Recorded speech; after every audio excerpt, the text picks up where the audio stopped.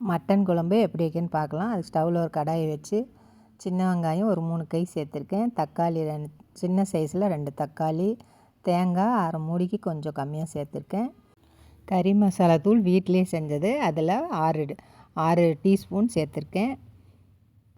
எல்லாம் சேர்த்து நல்லா நைஸாக அரைச்சிட்டு வந்துடலாம். அடுத்தது ஸ்டவ்வில் ஒரு குக்கர் வச்சு அதில் ஒரு பட்டை, ஒரு ஏலக்காய், ஒரு பிரியாணி இலை எல்லாம் சேர்த்து நல்லா வதக்கிக்கிட்டு, இப்போ சின்ன வெங்காயம் 2 கை சேர்த்து கருவேப்பிலை சேர்த்து நல்லா வதக்கிக்கலாம்.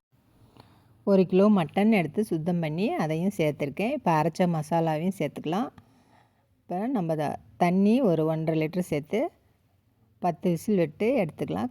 மட்டன் நல்லா வெந்துச்சு. இப்போ மட்டனை வறுக்கிறோம்.